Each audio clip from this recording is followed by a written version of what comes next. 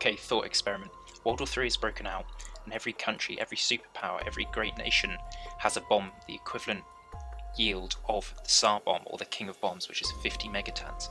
They decide to strike each other. Russia strikes Washington and London strikes Russia and Moscow in particular. What would happen? How would the cities be affected? How much of the cities would be wiped out from these blasts? Well, this is exactly what we can find out.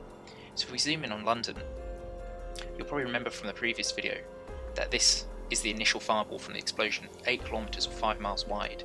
Now this is the densely populated areas of London. As you can see, maybe not that much would be taken out. However, it's not just that will kill you. You also have the shockwave and the actual heat that comes off that fireball. In blue here, you can see the shockwave. The shockwave at this distance will flatten any building, whether they're concrete, brick or wood, and further out wooden buildings would be decimated while brick ones would survive but roofs would be ripped off. Now you can see this stretches almost to Reading, and it takes out a lot of the surrounding areas like Watford, Slough and Farnborough.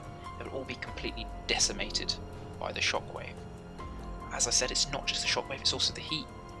And the thermal heat that comes off in this red area would cause 3rd degree burns on anyone exposed to it. Now 3rd degree burns wouldn't necessarily kill you, and you wouldn't feel pain because your nerve endings would literally be dead and burnt.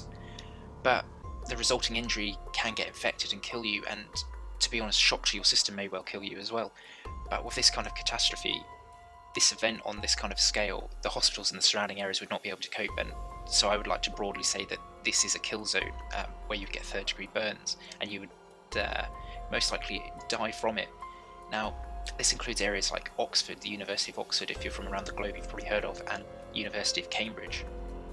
Salisbury, you may have heard of the Russian nerve agent in the last year or two.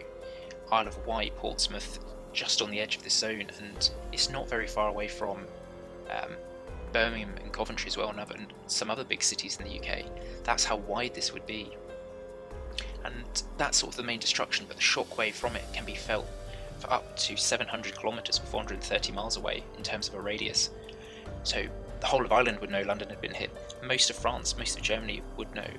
You know, the Netherlands and Belgium, they would know, and even people in Denmark and Norway would know that London had been hit just by the shockwave alone, assuming nothing blocks it like the Alps across here can block shockwaves.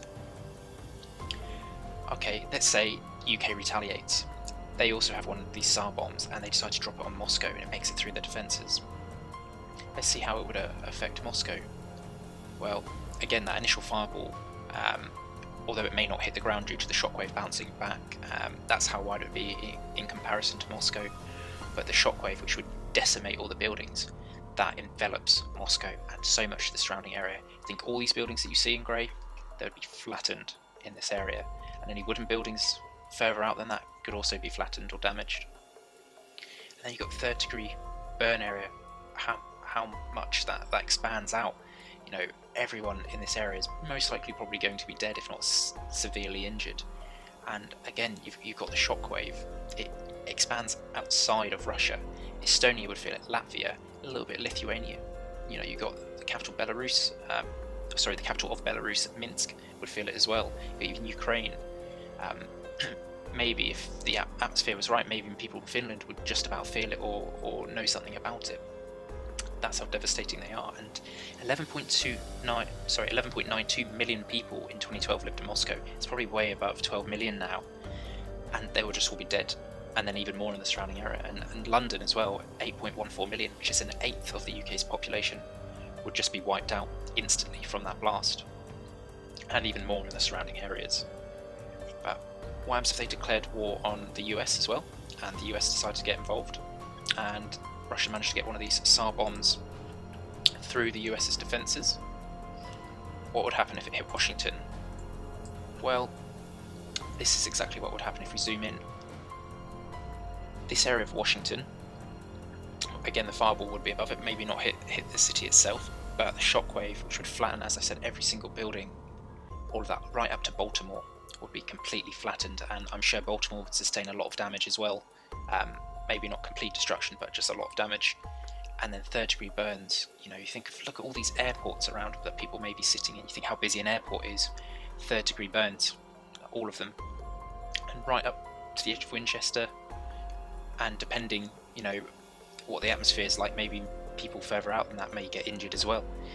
And the shockwave, well, that's amazing, really, how far that travels. Indiana would feel the shockwave from one of these bombs going off in Washington. Toronto and Canada would feel the shockwave. South Carolina, Tennessee, people would feel the shockwave, providing nothing got in the way to block it.